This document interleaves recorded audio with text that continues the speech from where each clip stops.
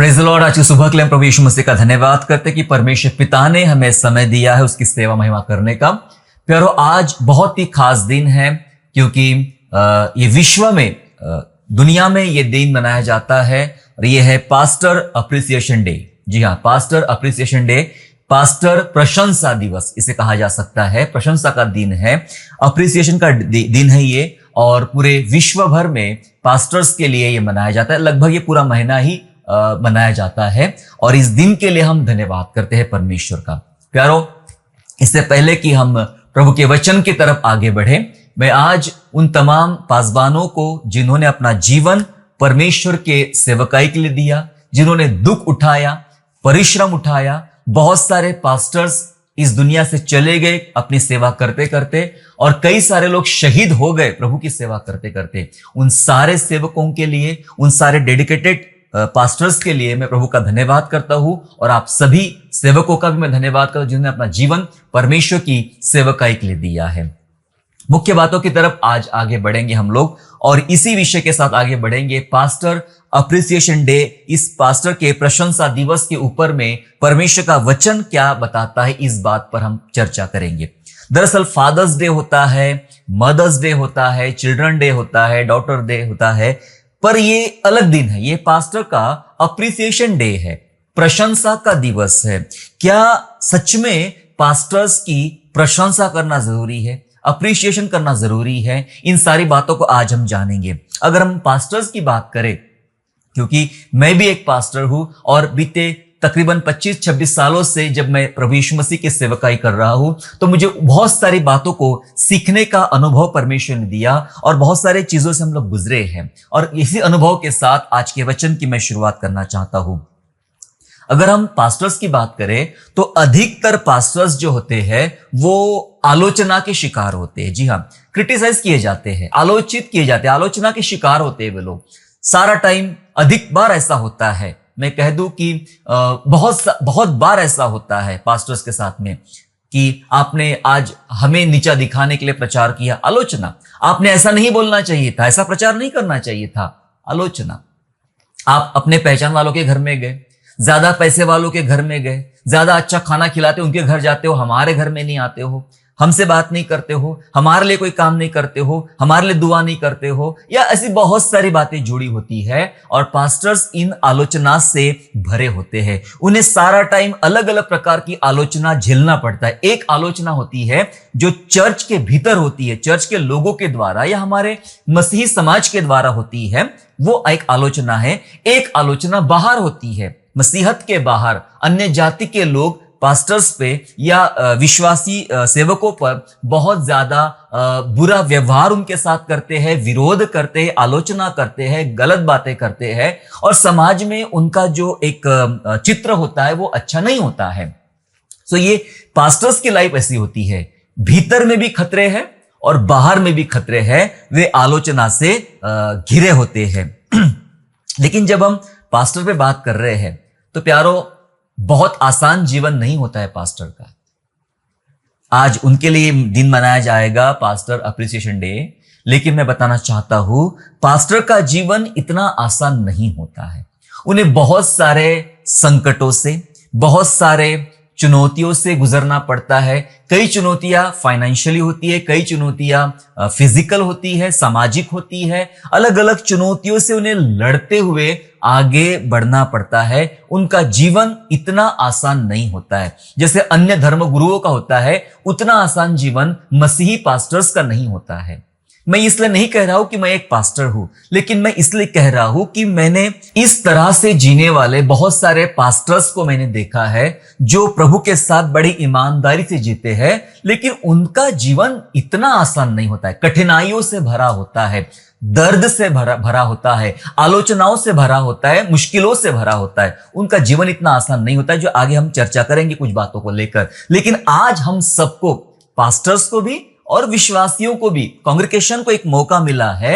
ये प्रशंसा का दिवस है, अप्रिसिएशन करने का दिवस है। सो प्रशंसा दरअसल इस आलोचित किए गए पास्टर के लिए एक प्रोत्साहन का कारण बन सकती है, प्रोत्साहन दे सकती है। आइए, वचन कुछ सिखाता है कि प्रशंसा प्रोत्साहित करती है। वचनों के साथ समझेंगे, मेरे साथ निकालेंगे नीति वचन उसका 27वां अध्याय। हम लोग निकाल लेंगे नीति वचन उसका 27वां अध्याय वचन 21, प्रोवर्ब चैप्टर 27 एंड वर्स 21, जहां ऐसा लिखा है, जैसे चांदी के लिए कुठाई और सोने के लिए भट्टी है, वैसे ही मनुष्य के लिए उसकी प्रशंसा है। जी हां, वचन कहता है चांदी के लिए कुठाई और सोने के लिए भट्टी।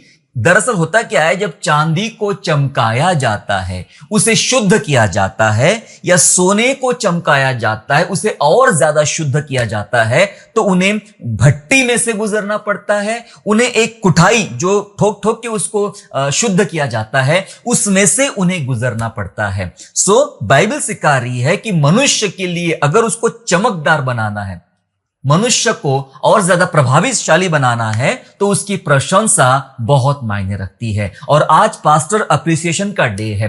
कोई भी पास्टर ये सामने से नहीं चाहता है कि आप उसकी प्रशंसा करें, क्योंकि पास्टर्स ये सिखाते हैं कि हमें केवल और केवल परमेश्वर की प्रशंसा करना है, केवल और केवल प्रभु परमेश्वर की महिमा करना है, हमारी प्रशंसा नहीं। हां, इसमें थोड़े सा एक अलग भाग भी है कि कुछ लोग ऐसे मिलेंगे, जी हाँ, तो ऐसे कुछ लोग मिक्स होते हैं जो सिर्फ चाहते कि आप मेरी प्रशंसा करो, मेरे बारे में बात करो, परमेश्वर की बात मत करो। ऐसे कहने वाले भी कुछ समूह है, हम उनको भी इग्नोर नहीं कर सकते हैं। परंतु एक सच्ची बात जो बता रहा हूं ये होता है कि एक सच्चा सेवक, सच्चा पास्टर ये सिखाएगा कि आपको और मुझे केवल परमेश्वर की महिमा करना है, परमेश्वर की प्रशंसा करना है। प्रशंसा उसको एक प्रोत्साहन दे सकती है। जी हां, प्रोत्साहन मिल सकता है। इसलिए प्रशंसा करने से एक पास्टर को प्रोत्साहन दी जा सकती है। जब मैं प्रशंसा की बात कर रहा हूं, प्रोत्साहन की बात कर रहा हूं, तो परमेश्वर इसमें पीछे नहीं है। परमेश्वर भी पीछे नहीं है। परमेश्वर भी सेवकों की प्रशंसा करने में पीछे नहीं हटता है। जी हां, वो भी करता है। जब परमेश्वर अपने सेवकों की प्रशंसा करता है, सो हमने क्यों नहीं करना चाहिए सामर्थ्य के सेवकों की प्रशंसा, उनके कामों के लिए, उनके जीवन के लिए। देखो, हम बाइबल के वचन को पढ़ेंगे, बाइबल क्या सिखाती, आइए बात को जानेंगे। फिर से निकालेंगे यहोशू की पुस्तक, निकालेंगे 3रा अध्याय, निकालेंगे यहोशू 3रा अध्याय और वचन 7, जोशुआ चैप्टर 3 एंड वर्स 7। 3रे अध्याय का 7वां वचन ऐसा कहता है, तब यहोवा ने यहोशू से कहा, आज के दिन से मैं सब इस्राएलियों के सन्मुख तेरी प्रशंसा करना आरंभ करूंगा, जिससे वे जान ले कि जैसे मैं मूसा के संग रहता था, वैसे ही मैं तेरे संग भी हूं। परमेश्वर सामने से यहोशू को बोलता है, जोशुआ को कहता है कि आज के दिन से सभी इस्राएलियों के सन्मुख मैं क्या करूंगा, तेरी प्रशंसा करूंगा। जी हां, अप्रिसिएशन की बात चल रही है। प्रशंसा करूंगा कि यहोशू ने ये काम किया, यहोशू ने वो काम किया, यहोशू अच्छा है, यहोशू ने, क्योंकि ये काम परमेश्वर मूसा के लिए करता था। परमेश्वर ने मूसा की तारीफ किया, उसकी सेवकाई को लेकर, उसके जीवन को लेकर। नॉट ओनली मूसा, ये यहोशू नहीं, बाइबल में बहुत सारे लोग मिलेंगे। परमेश्वर ने दाऊद की तारीफ किया, परमेश्वर ने शमूएल की तारीफ किया, परमेश्वर ने एकलौते पुत्र और कलीसिया के चरवाहे प्रभु यीशु नासरी की तारीफ किया। जी हां, परमेश्वर पीछे नहीं हटता सेवकों की तारीफ करने के लिए। यहां यहोशू को बोला कि आज के दिन से मैं इस्राएलियों के सामने तेरी प्रशंसा करना आरंभ करूंगा। सो मेरे प्यारो, परमेश्वर ने हम सबको ऐसा मौका दिया है कि सेवक लोगों के लिए, पास्टर्स के लिए हम एक प्रशंसा करें उनके कामों को लेकर। जी हाँ, बाइबल कुछ बातें कर रही है, आज हम सारी बातें बाइबल से ही करेंगे। बाइबल हमें पास्टर की प्रशंसा करने की या उसका आदर करने के बारे में बाइबल हमें शिक्षा देती है। जी हाँ, इस बात को जान लेना है हमें। हम यूं ही नहीं चल रहे हैं कि भाई आज किसी ने डे बना दिया है, कोई घटना हुई थी उसके आधार पे नहीं। बाइबल कह रही है, बाइबल कह रही है हमें ऐसा कुछ करने के लिए। पढ़ेंगे मेरे साथ में 1 थिस्सलुनीसियंस चैप्टर 5 एंड वर्स 12 to 13। पहला थिस्सलुनीकियों निकालेंगे हम लोग, पहला थिस्सलुनीकियों उसका 5वां अध्याय और वचन 12 और वचन 13, जहां ऐसा लिखा है, और हे भाइयों, हम तुमसे विनती करते हैं कि जो तुम में परिश्रम करते हैं और प्रभु में तुम्हारे अगुवे हैं और तुम्हें शिक्षा देते हैं, उन्हें मानो और उनके काम के कारण प्रेम के साथ उनको बहुत ही आदर के योग्य समझो। वचन कहता है कि जो तुम में परिश्रम करते हैं, जो तुम्हारे अगुवे हैं, जो तुम्हें शिक्षा देते हैं, उन्हें मानो। बाइबल सिखा रही है कि उनको मानो। मानो का मतलब यह होता है कि उनकी बात का आप आदर करो, उनकी प्रशंसा करो, उनकी आज्ञाकारिता का पालन करो, काम के कारण प्रेम के साथ उनका बहुत आदर करो, उनको आदर के योग्य समझो। ऐसा लिखा है परमेश्वर के वचन में, उन्हें आदर के योग्य समझो। ये एक समय परमेश्वर ने दिया है पास्टर को अप्रिसिएशन करने का, प्रशंसा करने का।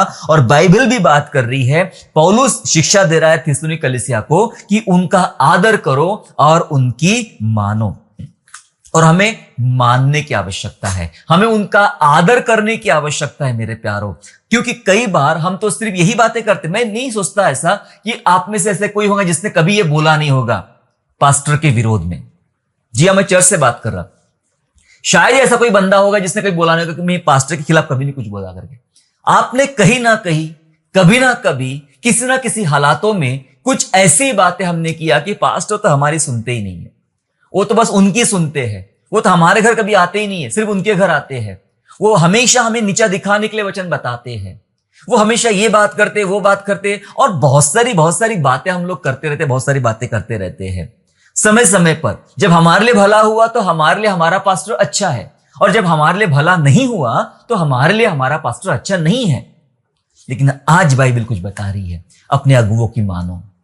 वचन कह रहा है अपने अगुवों की मानो, और उनके काम के कारण, जो काम उन्होंने किया है, जी हां, जो काम उन्होंने किया है आपके बीच में, कलीसिया के बीच में, प्रेम के साथ उनको बहुत आदर के योग्य समझो। ऐसा परमेश्वर का वचन आज शिक्षा दे रहा है। और इसी उपलक्ष्य में आज का दिन हम मना रहे हैं, या आज का दिन हम लोग इस बात को लेकर आगे रख रहे हैं। जी हां, एक बात को हम सीखेंगे कि पास्टर क्यों प्रशंसा के पात्र है। अब थोड़ा जानेंगे पास्टर के बारे में।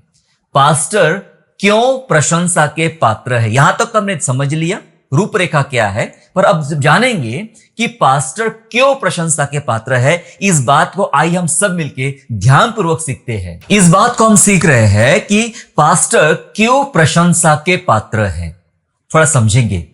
कोई आपको जबरदस्ती नहीं कर रहा है कि उनकी प्रशंसा करो, उनके लिए कुछ करो, पर जाने, कुछ वचनों से, कुछ गवाहियों से जाने कि पास्टर क्यों प्रशंसा के पात्र है। देखिए, एक सच्चा पास्टर अपने सुख संसाधनों को त्याग कर सेवा चुनता है।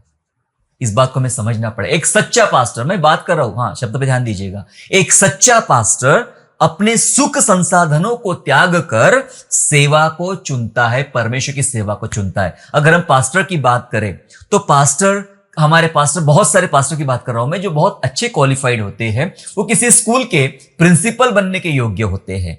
बहुत सारी योग्यताएं उनके अंदर होती है, बहुत सारी कैपेसिटी उनके अंदर में होती है, और बहुत सारी बातें वे जानते हैं।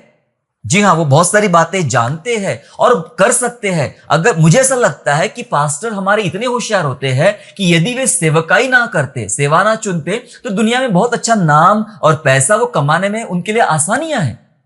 हमारे बहुत सारे पास्टर्स बहुत क्वालिफाइड है, बहुत मेहनत किया है उन्होंने, बाहरी शिक्षाओं में भी और बाइबली शिक्षाओं में भी। कई सारे पास्टर्स ने 8 साल, 7 साल, 10 साल उन्होंने बाइबल कॉलेज में बिताए सीखने के लिए, परमेश्वर का वचन समझने के लिए। उन्होंने काफी परिश्रम किया है और काफी कुछ सीखा है। वे बहुत कुछ कर सकते, अगर संसार में चले जाए तो अच्छा जॉब, अच्छी नौकरी, अच्छा बिजनेस वे कर सकते हैं। लेकिन बहुत सारे सुख संसाधनों को त्याग कर उन्होंने सेवकाई को चुना। मैं ऐसे ऐसे पास्टर्स से मिला, ऐसे सेवकों से मिला, ऐसे इवेंजलिस्ट से मिला मैं, जो बहुत क्वालिफाइड है और उन्होंने अपने कंफर्ट जोन को छोड़ दिया, अपने शहर को छोड़ दिया, अपने घर को छोड़ दिया और दूर दराज कोई गांव में जाके रहने लगे, आदिवासी क्षेत्र में, जंगल में जाके रहने लगे। वहां कोई सुविधा नहीं है और वहां अपने परिवार के साथ बस गए और वहां उन्होंने सेवकाई चालू किया और बहुत सारे लोगों के लिए वे आशीष का कारण बने। सब कुछ छोड़ के कई सारा टाइम उन्होंने दुखों में बिताया। हां, हो सकता है कुछ पास्टर्स को आप देख रहे हैं आज वो थोड़े अच्छे हो गए हैं, अच्छा जीवन जी रहे हैं, अच्छे घर में रहते हैं, अच्छा खाते हैं, लेकिन आपको उनकी शुरुआत नहीं पता कि उन शुरुआती दिनों में उन्होंने कैसी मेहनत किया था, कैसा परिश्रम उन्होंने किया था, कितना दुख उन्होंने झेला था, यह शायद ही आपको पता हो। इसलिए मैंने कहा एक सच्चा पास्टर वो होता है जो अपने सुख संसाधनों को त्याग कर सेवकाई को चुनता है। वचन ऐसा कहता है, गिनती की पुस्तक में चलेंगे, गिनती 18 अध्याय और वचन 20, नंबर्स चैप्टर 18 एंड वर्स 20, जहां लिखा है, फिर यहोवा ने हारून से कहा, इजराइलियों के देश में तेरा कोई भाग न होगा और न उनके बीच तेरा कोई अंश होगा, उनके बीच तेरा भाग और तेरा अंश मैं ही हूं। हालेलुया। वचन कहता है, इजराइलियों के बीच में तेरा कोई भाग या तेरा कोई वंश नहीं हो, अंश नहीं होगा। मतलब तुझे शायद ही कुछ मिल जाए इजराइल में से, लोगों को प्रॉपर्टी मिली, खेती मिली, ये पद मिला, वो प्रतिष्ठा मिली, लेकिन हारून के घराना, जो एक याजक का घराना, जिसको याजक ठहराया गया था परमेश्वर ने, तेरा कोई अंश नहीं होगा, तुझे कुछ नहीं मिलेगा, यहां पे कुछ नहीं मिलेगा। इसके ऊपर ऑलरेडी हम लोग एक संदेश सुन चुके हैं, ये तुझे कुछ नहीं मिलेगा, लेकिन उनके बीच तेरा भाग और तेरा अंश मैं ही हूं। कुछ नहीं मिलेगा, बस मैं मिलूंगा। जी हां, कुछ नहीं मिलेगा। और यही बात आज सेवकों के साथ, पास्टर्स के साथ जुड़ी है, उन्हें कुछ नहीं मिलेगा। और बहुत बार ऐसा देखा गया है, हमारे पास्टर्स, हमारे सेवक बहुत तकलीफ भरा और बहुत साधारण सा जीवन जीते हैं। कुछ नहीं रहता है उनके पास में, इतना बहुत अच्छा उनके पास में नहीं होता है। सो वचन कहता है, तो तुझे कुछ नहीं मिलेगा। और मैंने इसलिए कहा उदाहरण कि लोग जंगलों में जाके, गांव में जाके, अन्य दूर दराज में जाके सेवकाइयां करे, वहां भाषा भी नहीं जानते, वहां का खाना भी नहीं जानते, लेकिन वहां जा जाकर सेवा करे और उसके बदले में कुछ नहीं मिलता है। मैंने ऐसे कई सेवकों को देखा, हाल ही में कोविड के दौरान और उसके बाद में भी बहुत सारे सेवकों की मृत्यु हो गई। वे प्रभु के पास चले गए, लेकिन अब उनके परिवार की हालत इतनी खराब है कि उनकी पत्नी की मदद करने वाला कोई नहीं, उनके बच्चों की मदद करने वाले कोई नहीं। कई चर्च के लोगों ने तो, भाई पास्टर ही नहीं रहा तो हम क्या करें, चर्च के लोग भी चले गए, कोई सुधि लेने वाला नहीं।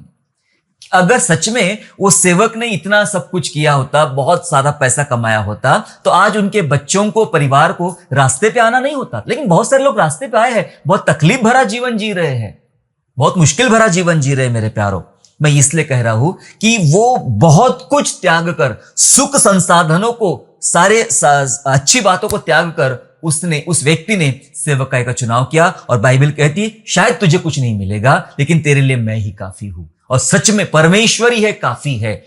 आज उनके परिवार रास्ते पे भी है, लेकिन परमेश्वर उनके साथ बना हुआ है, परमेश्वर उनको संभाल रहा है। प्रभु का धन्यवाद हो। एक और वचन ऐसा कहता है, व्यवस्था विवरण में चलेंगे, व्यवस्था विवरण 10वां अध्याय वचन 9, ड्यूटरोनॉमी चैप्टर 10 एंड वर्स 9, ऐसा लिखा है। 10वें अध्याय का 9वां वचन कहता है, इस कारण लेवियों को अपने भाइयों के साथ कोई निज अंश व भाग नहीं मिला, यहोवा ही उनका निज भाग है, जैसे कि तेरे परमेश्वर यहोवा ने उनसे कहा था।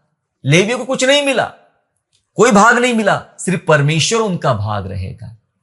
कुछ नहीं मिला, परमेश्वर उनका भाग रहेगा। जी हां, अपने सुख सुविधा, अपने संसाधन, अपने सारी अच्छी चीजों को त्याग कर सेवा में लग चुके हैं ऐसे लोग। मैंने कहा, पास्टर क्यों प्रशंसा के पात्र है?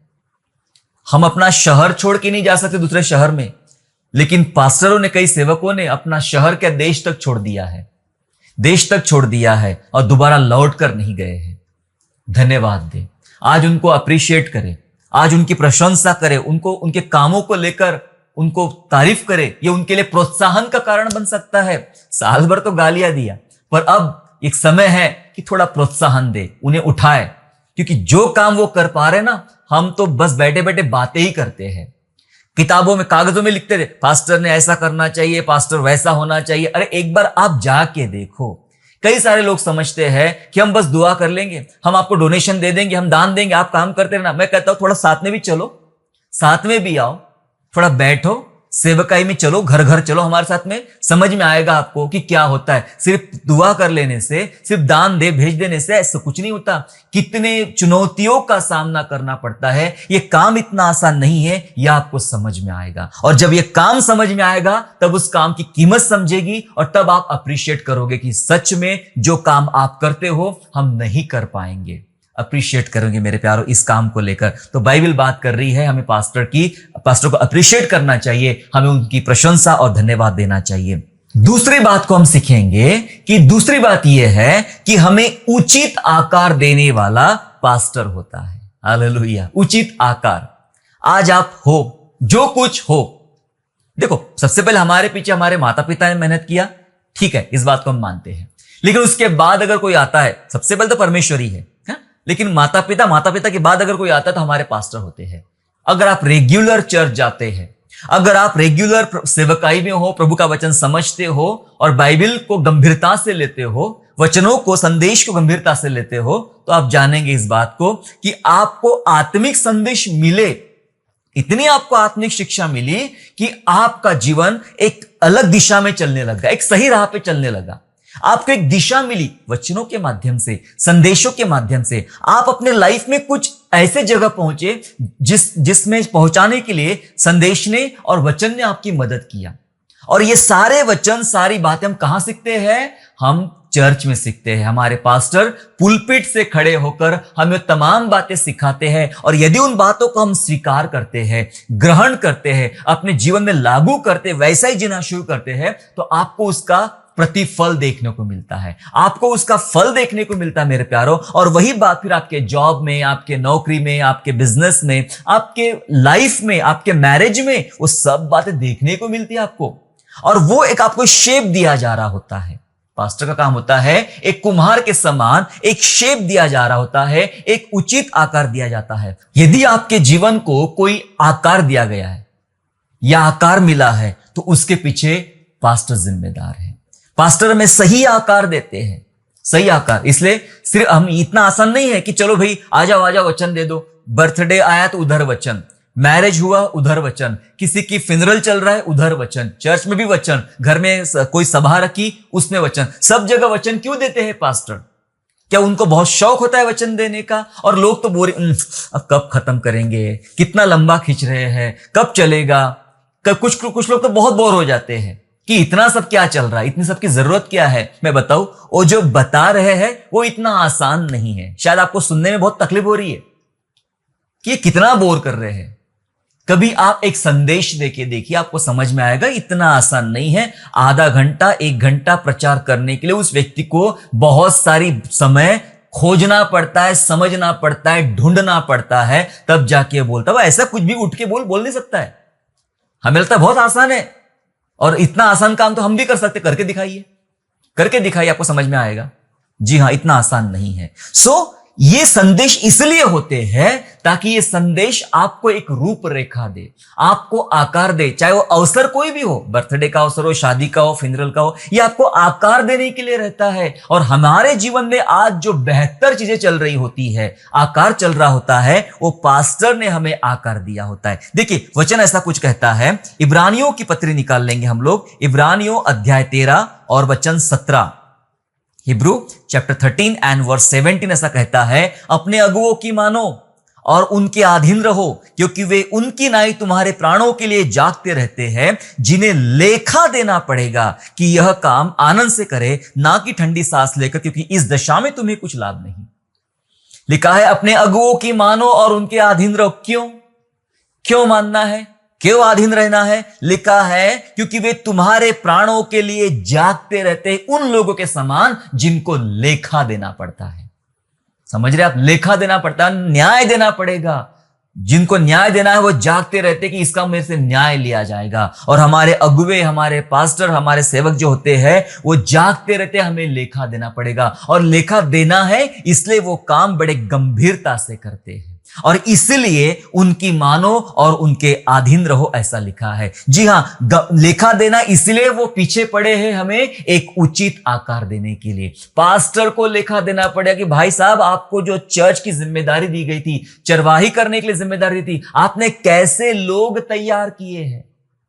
परमेश्वर के सामने न्याय देना पड़ेगा, इसलिए पास्टर पीछे लगे रहते हैं आपको उचित आकार देने के लिए। हमारे पीछे, हमें लगता है वो टाइम बहुत बोर लगता है, बहुत तकलीफ भरा लगता है जब ये संदेश देते, जब ये प्रार्थना कर, जब हम सिखाते हैं। लेकिन बताओ एक बात, इन्हीं बातों से हमारे अंदर एक शेप मिला है, हमारे अंदर एक आकार मिला है। इसलिए लिखा है वो जागते रहते, इसलिए मेहनत करते रहते हैं। वो जागते रहते, मेहनत करते, ताकि उनको न्याय देना पड़ेगा। एक और वचन ऐसा कहता है, गलतियों की पुस्तक में, पत्री में आपको मिलेगा, गलतियों की पत्री 4 अध्याय और 19 वचन। गलातियंस चैप्टर 4 एंड वर्स 19 ऐसा कहता है, हे मेरे बालकों, जब तक तुम में मसीह का रूप ना बन जाए, तब तक मैं तुम्हारे लिए फिर जच्चा की सी पीड़ाएं सहता हूं। पास्टर पौलुस कह रहे हैं, जी हां, पास्टर पौलुस कह रहे हैं चर्च को कि हे बालकों, कलीसिया, जब तक तुम मसीह का रूप ना बन जाओ, तुम्हारे अंदर वो डेवलपमेंट ना आ जाए, तुम्हारे अंदर वो परिवर्तन ना आ जाए, तुम्हारे अंदर वो आकार ना आ जाए। मैं मेहनत कर रहा हूं, मेहनत कर रहा हूं, मेहनत कर रहा हूं, और ऐसी मेहनत कर रहा हूं, ऐसा दुख उठा रहा हूं जैसा कोई एक गर्भवती स्त्री, वैसा दुख मैं तुम्हारे लिए उठा रहा हूं। जी हां, क्यों पास्टर प्रशंसा के पात्र है? मैं दूसरी बार बता रहा हूं, हमें उचित आकार देने वाला और कोई नहीं है, वो पास्टर है, इसलिए वो प्रशंसा के पात्र है। तीसरी बात बताना चाहता हूं मैं, तीसरी बात यह है कि पास्टर भौतिक और आत्मिक चुनौतियों से लड़ने वाला होता है। उसका जीवन, पहले का उसका जीवन आसान नहीं होता है, भौतिक और आत्मिक चुनौतियों से लड़ने वाला व्यक्ति होता है पास्टर। उसे बहुत सारी चुनौतियां होती हैं। देखो, आपको एक उदाहरण बताता हूं। अराम के राजा ने योजना बनाई, ये आपको राजाओं की किताब में मिलेगा। अराम के राजा ने योजना बनाई इजराइल के राजा को मारने के लिए और उसको हराने के लिए। वो पूरी प्लानिंग करता था कि हम यहां राजा को घेरेंगे और यहां उसको मारेंगे, यहां उसको पकड़ेंगे। और जब वो प्लानिंग करता था तो इजराइल में कौन था उस समय? इजराइल का नबी था एलीशा। एलीशा इजराइल के राजा को बोल देता था कि तू वहां मत जाना, वो राजा ऐसी ऐसी प्लानिंग तेरे विरोध कर रहा है, और वो इजराइल का राजा बच जाता था। अराम का राजा ने एक बार, दो बार, तीन बार, चार बार, बहुत बार प्लानिंग किया इजराइल के राजा को अरेस्ट करने के लिए, लेकिन वो ऐसा कुछ कर नहीं पाया। तब अराम के राजा को यह लगा कि मेरी प्लानिंग बार बार फेल हो जाती है, जरूर हमारी तरफ से ऐसा कोई बंदा है जो वहां जाकर खबर पहुंचा देता है, इसलिए हमारी प्लानिंग फेल हो रही है। एक आदमी कहता है, नहीं महाराज, ऐसी बात नहीं है, हमारी तरफ से कोई गद्दार नहीं है। समस्या यह है कि इजराइल में एक नबी है जिसका नाम एलीशा है, और जो बात तू बेडरूम में भी सोचता है ना, वो बात भी वो एलीशा उस राजा पर प्रकट कर देता है। इसलिए उनको सब पता लग जाता हम क्या प्लानिंग कर रहे हैं। तो अराम का राजा सोचता है, ऐसी बात है कि वहां वो एलीशा ये हमारे लिए तकलीफ पैदा कर रहा है, राजा को छोड़ो, एलीशा को पकड़ो, राजा को छोड़ो, एलीशा को पकड़ो। और एलीशा को पकड़ने के लिए पूरी सेना के साथ वो निकल आता है एलीशा को गिरफ्तार करने के लिए, उसको पकड़ने के लिए। अब बेचारा एलीशा पर यह हालत तकलीफ है कि पूरे सेना ने उसको घेर के रखा हुआ है। यह बात अलग है कि प्रभु ने उसको बचा लिया, लेकिन वो घिर गया था सेना से, अराम की सेना से घिर गया था। वो उसको गिरफ्तार करने आए थे, उसको उठाने के लिए आए थे अराम के लोग। पता ये क्या हो रहा, मैं क्यों उदाहरण बताया? देखो, राजा कौन है? इजराइल का राजा। मैं समझता हूं इजराइल का राजा कलीसिया के समान है, कलीसिया है, लोग है। और नबी कौन है? Pastor Elisha, pastor Elisha. जी हां, और पास्टर एलीशा यहां पे क्या कर रहे हैं कि आपको बार बार बचा रहे हैं शत्रु से, दुश्मनों से, तकलीफों से, है ना। हमारे शत्रु कौन है? बाइबल हमें सिखाती तुम्हारा शत्रु आकाश का हाकिम शैतान है। तो शैतान के हमले कैसे हो सकते हैं, किस प्रकार से हमले कर सकते हैं? इन हमलों से वो बचाता है, दुष्ट आत्माओं से बचाता है, गलत आत्माओं से बचाता है, गलत मार्ग से बचाता है, आपको फंसने से बचाता है, आपके लिए लगातार दुआ करता है, एक आत्मिक युद्ध लड़ता है, आपके लिए फाइट करता है। अब जिन दुश्मनों को तकलीफ पहुंच रही है, अराम का राजा तकलीफ हो रही है कि वो अपना काम नहीं कर पा रहा है। किसकी वजह से काम नहीं कर पा रहा? पास्टर एलीशा की वजह से अपना काम नहीं कर पा रहा। तो अराम का राजा जो शत्रु है, वो किसको तकलीफ पहुंचाना चाह रहा है?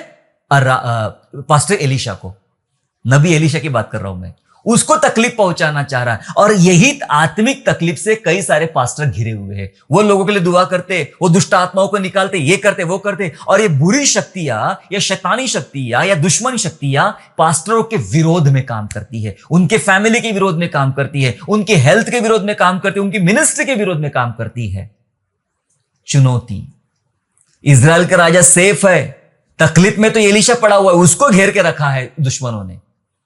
कलीसिया सेफ रहती है, कलीसिया शांति से सोती है, और पास्टर्स आत्मिक और भौतिक हमले रोज झेल रहा होता है।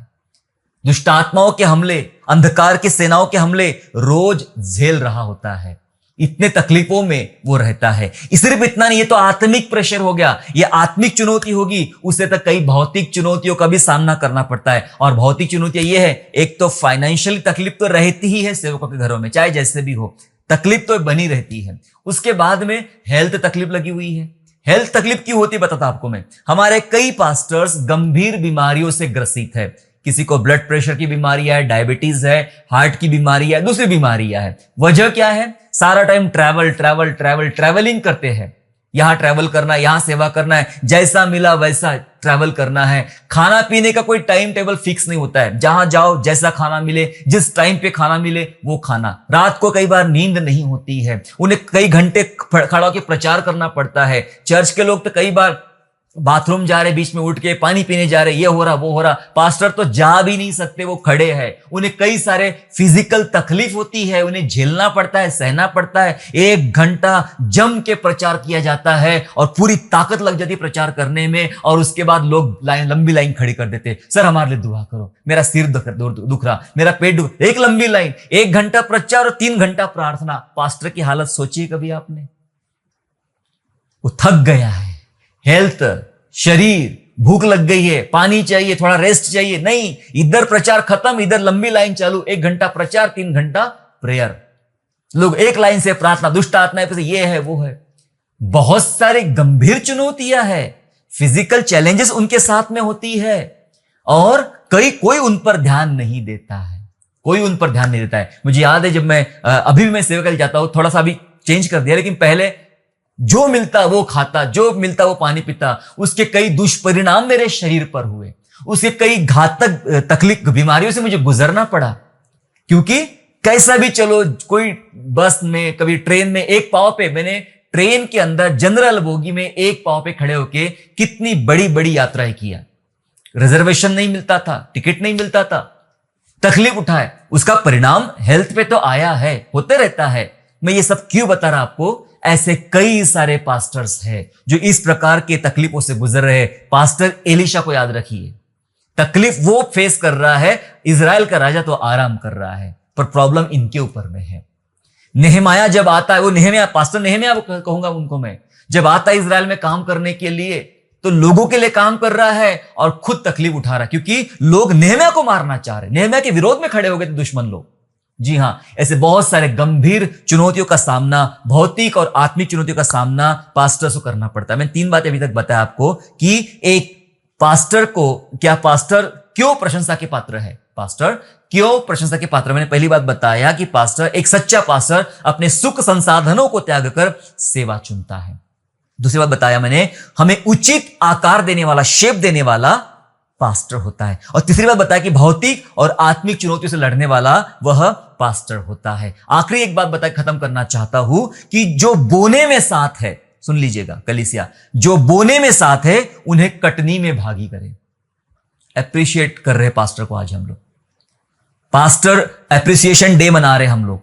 जो बोने में साथ है, आपके रोने में साथ है, आपके बोने में साथ है, उन्हें कटनी में भी शामिल करें। ये बोना क्या है? ये बोना क्या है? ये काटना क्या है? मतलब जब हमारे जीवन में तकलीफें थी, हमने सबसे पहला फोन पास्टर को किया, पास्टर साहब बहुत तकलीफ चल रही घर में, आप दुआ करो। मैं बीमार पड़ा हूं, आप दुआ करो। मेरे बिजनेस में प्रॉब्लम हो रहा है, आप दुआ करो। मुझे भी कई बार लोग रात रात को फोन करते, मैसेज करेंगे, ये करेंगे वो करेंगे, भाई प्रार्थना करो, दुआ करो, ये तकलीफ चल रही, वो तकलीफ चल रही है, और वो दुआ में बैठ जाएंगे। पास्टर हमारे साथ दुआ में बैठ जाएंगे, हमारे लिए प्रार्थना करेंगे, हमारे लिए मेहनत उठाएंगे। तो वो जो हमारा रोने का टाइम है, वो हमारे तकलीफ का टाइम है, कोई साथ हो ना हो, हमारे पास्टर हमारे साथ है। उनकी प्रार्थनाएं और उनका साथ हमारे साथ में, वो बोने में हमारे साथ है। लेकिन जैसे ही सब ठीक हो जाता है, अब कटनी का टाइम आया, अब फल काटने का टाइम आया है, तो कटनी में भी बाइबल कहती है उन सेवकों को शामिल करें। और यही हम भूल जाते हैं, इसलिए एप्रिसिएशन डे बनाया पास्टर का आज। ये उनको अप्रिशिएट करने का, प्रशंसा करने का दिन है उनका, कि भाई हमने जो कटने काट रहे हैं, आओ तुम भी इसमें शामिल हो जाओ। ऐसा मैं नहीं, परमेश्वर का वचन कहता है, गलतियों 5 और वचन 6, गलातियन चैप्टर 5 एंड वर्स 6 कहता है, जो वचन की शिक्षा पाता है वह सब अच्छी वस्तुओं में सिखाने वालों को भागी करे। जो वचन की शिक्षा पाता है, अपने सिखाने वालों को अच्छी वस्तुओं में भागी करे, शामिल करे। जी हां, आपके कटनी में उसको शामिल करे, उनको शामिल करे आपकी कटनी में। क्योंकि वो आपके बोने में, आपके साथ दुआ करने में, आपके साथ रोने में वो आपके साथ थे। इसलिए ये दिन मनाया जाता है पास्टर अप्रिशिएशन डे। जी हाँ, इसलिए आपको कह रहा हूं आपको हमें अपने पास्टर को धन्यवाद दे, उनको प्रशंसा करें, उनके परिश्रम के लिए, उनके डेडिकेशन के लिए, उनके समर्पण के लिए धन्यवाद दे। और क्या कुछ आप कर सकते हो उन तमाम सेवकों के लिए जिनके द्वारा आपने आशीष पाया है, जिनके द्वारा आपके लाइफ को कुछ शेप मिला है, आकार मिला है, जिनकी प्रार्थनाओं से, जिनकी शिक्षाओं से, जिनके कामों से आपके आत्मिक जीवन में बड़ा उछाल आया है, उनके लिए कुछ कर सकते तो जरूर कीजिए। ये छोटा सा करना, ये छोटा सा अप्रिशिएट करना उनको प्रोत्साहन दे सकता है, ताकि वे और ज्यादा प्रभु में प्रभावशाली बने रहे और प्रभावशाली रूप से काम कर रहे। जो काम ये सेवक, ये इवेंजलिस्ट, ये पास्टर्स करते हैं, मैं कहता हूं आम आदमी के लिए करना इतना आसान नहीं है।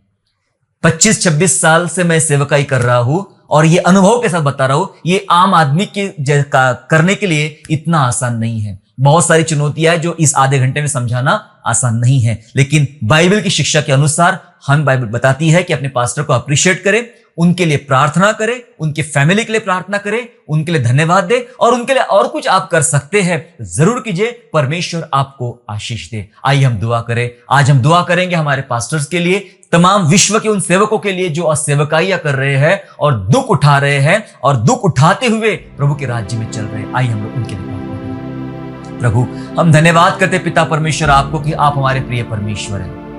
प्रभु जी, हम धन्यवाद करते तूने याजकों को बनाया, तूने लेवियों को बनाया, एक महत्वपूर्ण सेवा दिया यीशु राजा, जो प्रभु दुनिया में सबसे बेस्ट और खास काम पिता परमेश्वर की सेवा करना। प्रभु जी, आपको हम धन्यवाद करते हैं। धन्यवाद करते पिता उन तमाम सेवकों के लिए पिता जो आपने सेवा करने के लिए सेवक भेजे, तैयार किए। प्रभु धन्यवाद करते हैं उनकी सेवकाई के लिए, हम प्रार्थना करते हैं उनके जीवन के लिए, उनके परिवार के लिए, उनके बच्चों के लिए, हमारे पास्टर्स के लिए हम प्रार्थना करते हैं यीशु राजा। उन्हें बहुत सारी चुनौतियों से लड़ना है, बहुत सारे गंभीर बातों से गुजरना है, बीमारियों से, फाइनेंस से, तकलीफों से, इमोशनल से और बाहरी विरोध से, भीतरी विरोध से, बहुत सारी बातों से गुजरना यीशु राजा। प्रभु, आप उनका बल है, आप उन्हें ताकत दीजिए। हमारे पास्टर्स को आप ताकत दीजिए, शक्ति दीजिए, बल दीजिए यीशु राजा। अपनी महिमा के लिए इस्तेमाल कीजिए पिता परमेश्वर। प्रभु, हम धन्यवाद करते पिता, सहायता कर पिता राजा, और उनके परिवार को, उनकी सेवकाई को आप ब्लेस कीजिए पिता राजा। धन्यवाद कि आपने ऐसे अगुवे, ऐसे पास्टर्स हमारे बीच में आप रखे, जिसके द्वारा पिता कलीसिया बढ़ रही है और ये प्रभु की देह उन्नति पा रही है। प्रभु, आपको हम धन्यवाद करें। धन्यवाद सभी कलीसियाओं के लिए, सभी डिनोमिनेशन के लिए। प्रभु, आपकी महिमा कर धन्यवाद स्तुति करते हुए उद्धारकर्ता प्रभु यीशु मसीह के नाम से प्रार्थना मांगते सुनिए और दया से कबूल कीजिए। आमीन। आशा करता हूँ आज के संदेश के द्वारा आपने आशीष प्राप्त किया है। यदि सचमुच आपने आशीष प्राप्त किया है तो इस संदेश को दूसरों के साथ शेयर कीजिए, और हमारे दूसरे भी संदेशों को सुनने के लिए हमारे चैनल को सब्सक्राइब करें और नोटिफिकेशन के लिए बेल आइकन को दबाइए। और हाँ, यीशु पर विश्वास करना ना छोड़ें, वो आपको आशीषमय स्थानों की ओर आगे ले जाएगा। God bless you all.